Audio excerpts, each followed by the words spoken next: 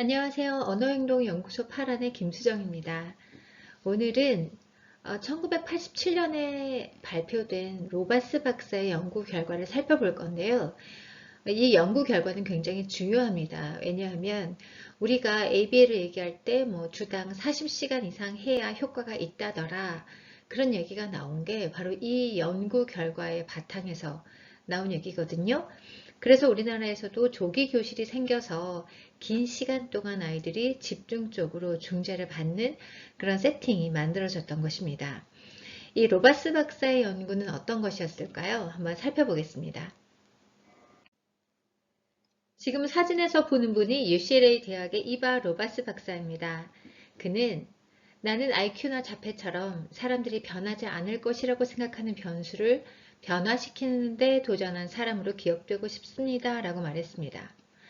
그가 이렇게 말한 데는 이유가 있었습니다. 왜냐하면 당시에는 IQ가 교육을 통해서 좋아진다거나 자폐증을 가진 사람이 교육을 통해서 향상되고 회복될 수 있다는 생각을 아예 하지 못했던 시대이기 때문입니다. 그래서 그는 어떤 방법이 사람들을 도울 수 있을까를 고민해서 아주 대규모의 프로젝트를 진행하게 됩니다. 자, UCLA 연구팀의 집중적 행동 중재 프로젝트가 시작되었습니다. 이 중재의 특징은 장시간의 치료를 통해서 효과를 극대화하고자 하는 행동 중재 프로젝트였습니다. 가족이 함께 참여했고요. UCLA 대학의 학생 치료사들이 대거 동원되었습니다. 4세 미만의 어린 자폐 아동들이 이 프로젝트에 함께 하게 되었고요. 여기에는 DTT라던가 학습, 놀이, 상호작용, 읽기, 쓰기, 산수 등을 가르쳤습니다. 그 방식이 지금의 ABA에서 사용되는 그런 행동중재 전략들이에요. 뭐 강화도 사용되었고 소고라든가 촉구 이런 다양한 방법들이 사용되었습니다.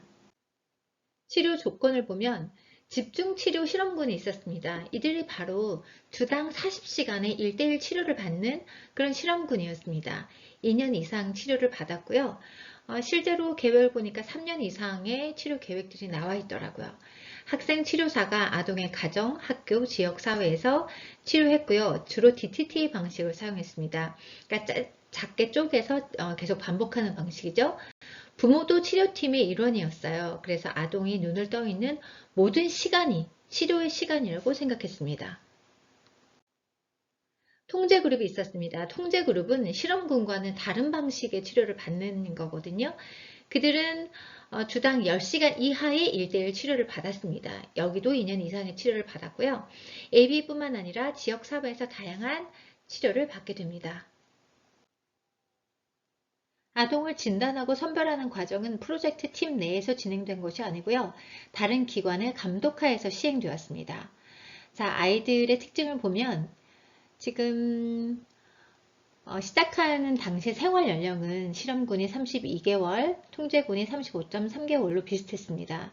그리고 이 부분은 치료가 바로 시작되었을 때의 개월수거든요. 34.6개월과 40.9개월로 조금 차이가 나는데 통제군이 치료사 수급이 늦어져서 좀 늦어졌다고 해요. PMA는 정신연령입니다. 18.8개월과 17.1개월로 비슷했습니다. 그리고 뭐 인식 가능한 단어의 수, 토이 플레이, 그리고 자기 자극 등 이런 요소들을 비교해 봤을 때 비슷한 특징을 가진 아이들이 이 프로젝트에 참여하게 되었습니다.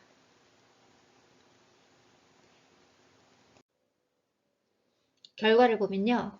실험군의 아이들 중에서 전체 19명이었거든요. 실험군이 9명은 타인의 도움 없이 일반 학교에 진학할 수 있었습니다. 경미한 지체는 8명, 중증의 발달 지연은 2명이었습니다. IQ는 평균 83.3이 나왔고요. 통제군 1을 보면 회복은 없었습니다. 그리고 경미한 지체는 8명, 중증의 발달 지연이 11명, 그리고 IQ의 평균은 52.5였습니다. 통제군 2는 회복된 사람이 1명 있었습니다. 경미한 지체는 10명, 중증의 발달 지연은 10명, IQ는 57.5점.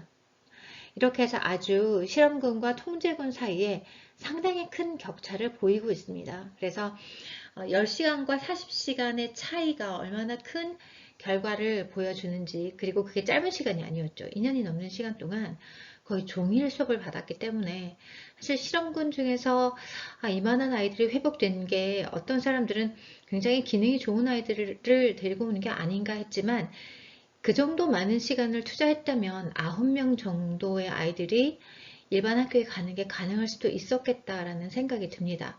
왜냐하면 그래도 조기 교실에 들어오기 전과 개별 수업만 할 때의 어떤 큰 격차를 보이는 친구들이 많이 있거든요.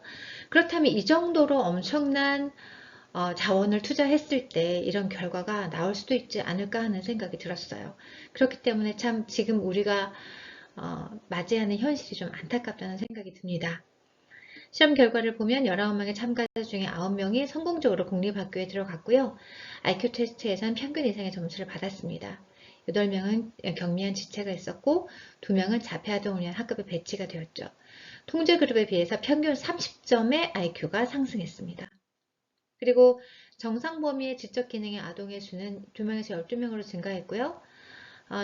중등도, 중증 지적 범위의 아동의 수가 10명에서 3명으로 감소했습니다. 그리고 유지가 어떻게 되었나 보았더니 회복된 아동들은 영구적으로 지적 능력을 유지했고요. 언어가 정상 범위에 있었습니다. 그리고 중재 후에 언어뿐 아니라 모든 영역에서 개선을 보였다고 합니다. 이것을 바탕으로 해서 우리가 여러 가지 40시간이라는 말들이 나오기도 했습니다.